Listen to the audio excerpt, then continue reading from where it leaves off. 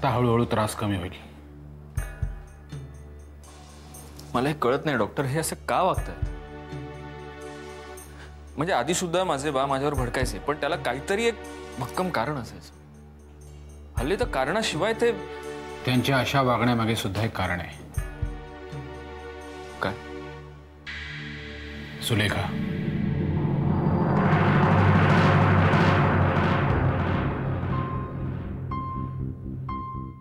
अभिमान, तूच म्हणाला होतास सुलेखाला फार्म हाऊसवर लपण्यासाठी यशवंतरावांनी आश्रय दिला होता म्हणून. हो, पण त्याचा इथे काय संबंध असू शकतो?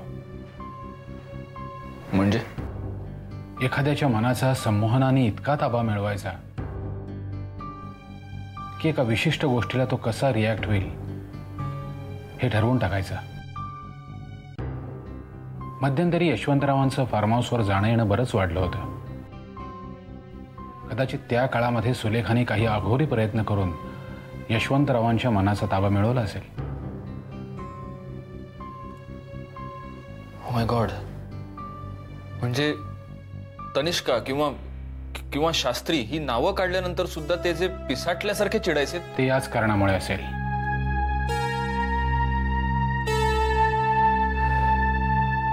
असेल नाही, हेच कारण आहे.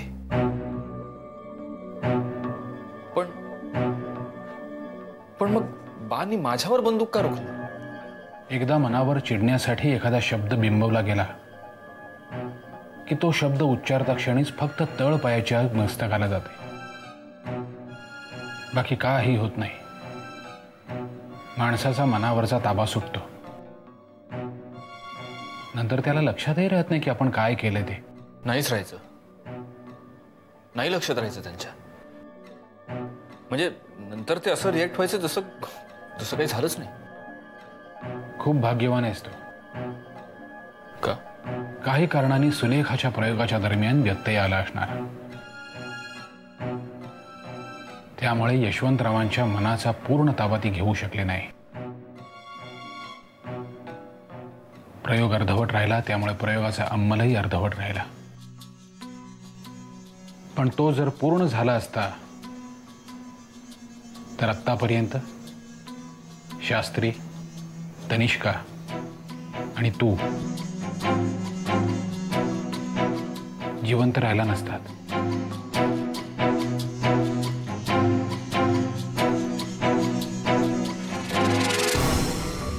तनिष्का, यातला वाईटपणा तुला जाणवतोय, पण आता याच्या चांगल्या बाजूकडे लक्ष दे. तू हे सगळं मला सांगितलंस, खूप बरं केलंस. विराज, मी तुला काय कोणाला सगळं सांगितलेलं नाही, पण सुलेखा म्हणजेच इंदुमती आहे. इतिहासाची पुनरावृत्ती होते हे सत्य आहे. जे गेल्या जन्मात घडलं ते पुन्हा घडणार ही भीती आहे. शास्त्रांना आणि छबूला इंदुमतीपासून असलेला धोका या जन्मी त्यांना आणि पिऊला सुलेखापासून आहे हे मला सांगायलाच हवं. पण कसं सांगू? कधी कधी वाटतं सगळं सांगून टाकावं. नाही, नको. पिऊला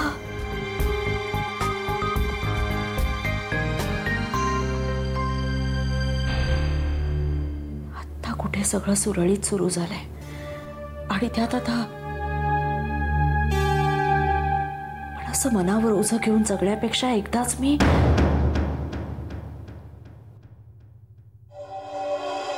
मला सगळ्यात जास्त धोका आहे तनिष्कापासून. तिला माझ्याविषयी नको इतकं माहिती आहे. तिला आता असा धक्का देते ना की ती कधीच तोंड उघडणार नाही.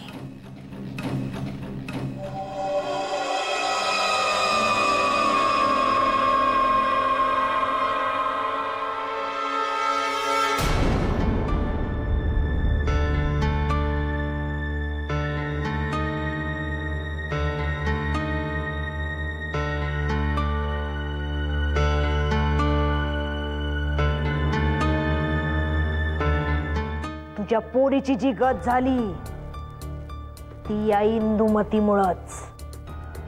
या जन्मात बी नाही या जन्मात बी भुयाराला घाबरती ना मग तुझी पोर. ती या इंदुमतीमुळंच. तुझ्या पोरीशी वैर नाही माझं. पर जर का तू तोंड उघडलंस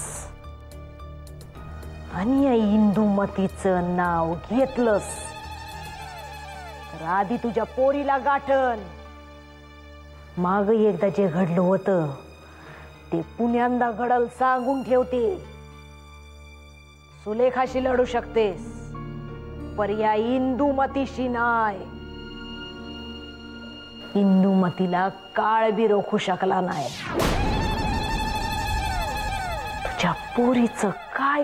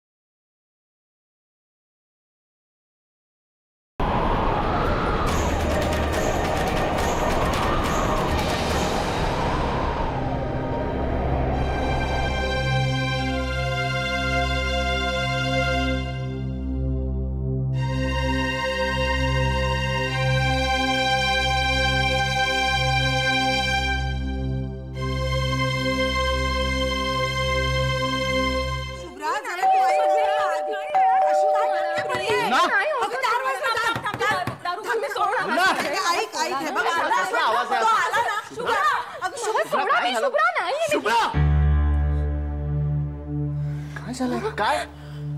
कुठे होतात तुम्ही? अगं मी हे कोण आहेत सगळे? मला आपल्या घरी घेऊन चला. मी इथे कशी आले? मला इथून घेऊन चला. दादा ही आम्हाला कोणालाही ओळखत नाहीये. ओळखत नाही?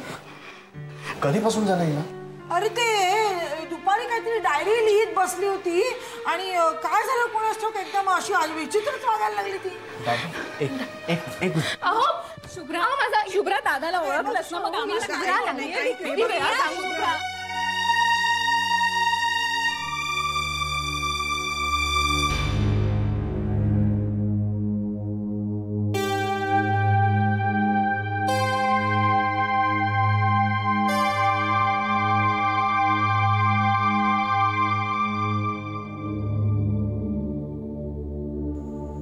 जोपर्यंत ही डायरी मध्यावर येईल तोपर्यंत माझ्या आणि तिच्या आयुष्यातल्या सगळ्या घटना संपल्या असतील आणि मला पार्वती संपूर्णपणे कळलेली असेल. अहो हे काय वाचताय तुम्ही? चला बरं लवकर. मला इथे आता एक क्षणभरही थांबायचं नाहीये. हो जाऊया आपण. जाऊया लगेच जाऊया. दादा दादा हे काय चाललंय? आम्हाला काहीच कळत नाहीये. पण मला कळतंय. तुला कळतंय तर मग आम्हाला सांग ना. चला ना निघूया आपण. हो ना हो. तू थोडा वेळ बस इथे. आपण जाऊया. थोड्या वेळाने जाऊया आपण. तू बस ये.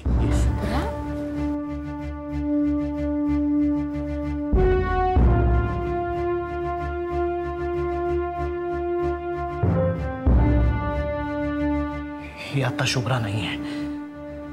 ही पार्वती आहे. आणि तिला मी आधी नाही महादेव वाटतोय. तिच्यासाठी हे तिचं घर नाहीये. वसईचा वाडा म्हणजे तिचं घर आहे. मुना आपल्याला लवकरात लवकर डॉक्टर जोशींची अपॉइंटमेंट घ्यायला पाहिजे. तू त्यांना फोन कर. हो.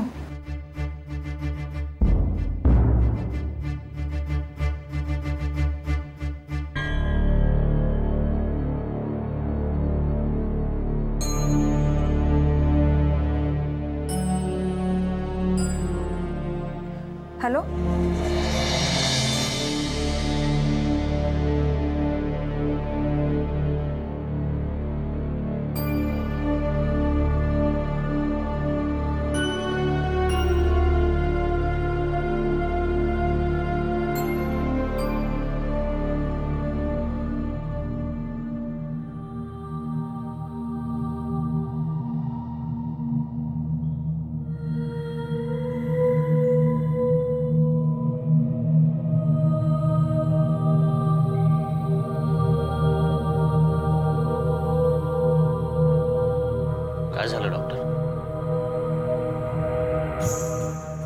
पहिल्यांदा असं होतंय की माझ्या उपचारांना हवा तसा प्रतिसाद मिळत नाहीये.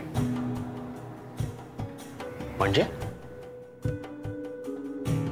मलाही कळत नाहीये.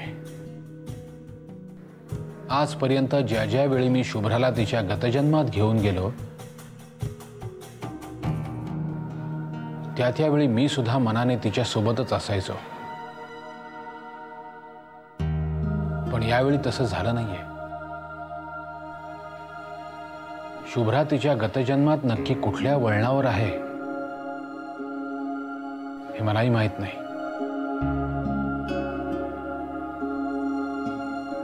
पण ती तिथे अडकली आहे एवढं नक्की. पण असं कसं होऊ शकतं?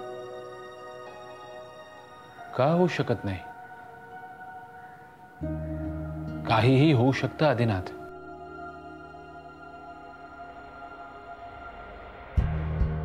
माणसाच्या मनाला लगाम घालणं अशक्य असतं. आणि यावेळी जे काही घडले ते नक्कीच वेगळं आहे. वेगळं म्हणजे? आजपर्यंत शुभ्रा पार्वतीचा शोध घेण्यासाठी गतजन्मात जायची. पण बहुतेक आज पार्वतीच आली होती शुभ्राला तिच्या भूतकाळात नेण्यासाठी. कशासाठी? काहीतरी नक्की आहे जे मला, तुम्हाला, कोणालाही कळणार नाही.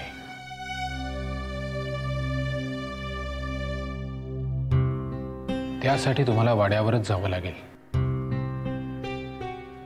वाड्यावर कशाला? संरक्षण हे एकमेव उत्तर आत्ता मला मिळतंय. संरक्षण कोणापासून आणि कोणाला? शास्त्री कुटुंबियांच्या आयुष्यात येणारं प्रत्येक वादळ ज्या शक्तीमुळे आलंय त्या शक्ती कदाचित पुन्हा कार्यरत झाल्या असाव्यात.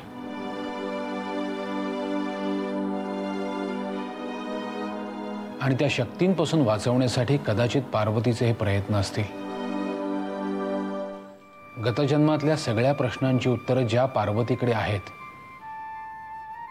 ती पार्वती इतक्या प्रभावीपणे जागी झाली आहे याचा अर्थ त्यामागची कारणं तितकीच गंभीर असणार.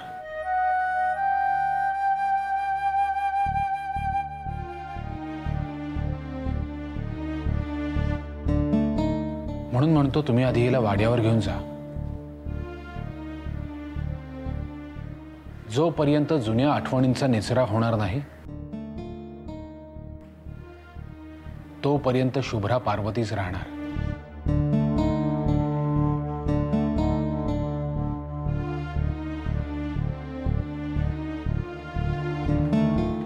आणि तो निसरा झालाच नाही तर शुभ्रा पार्वतीच राहिली तर? तसं नाही होणार. कशावर?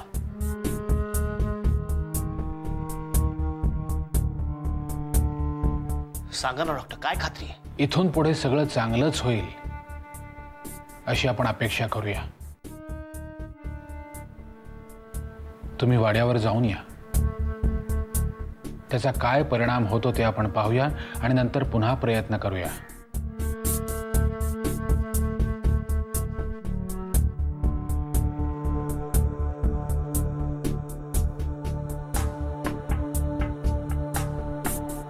मध्यंतरी मी माझ्या गुरूंना भेटायला गेलो होतो. त्यांच्याशी याबाबत माझी चर्चाही झाली. तेव्हा त्यांनीच मला सांगितलं की एक जलतत्वाची मूर्ती या सगळ्या प्रकरणामध्ये अतिशय महत्त्वाचा भाग वठवणार आहे. कारण फायर फोर्सला फक्त वॉटर फोर्सच थोपवू शकतो.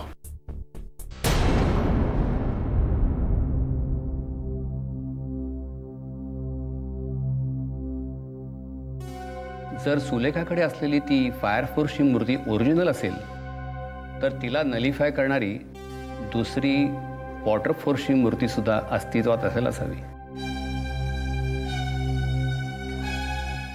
खानविलकर काका सुद्धा हेच म्हणाले होते.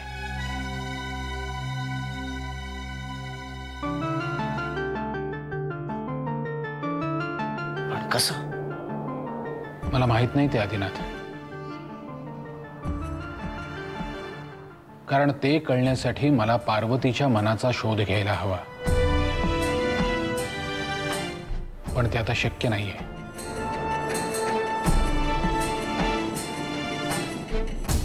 कारण ती आपल्यापेक्षा कितीतरी पट वेगाने भूतकाळात शिरली आहे. म्हणून म्हणतो आदिनाथ, तुम्ही आधी हिला घेऊन वाड्यावर जा.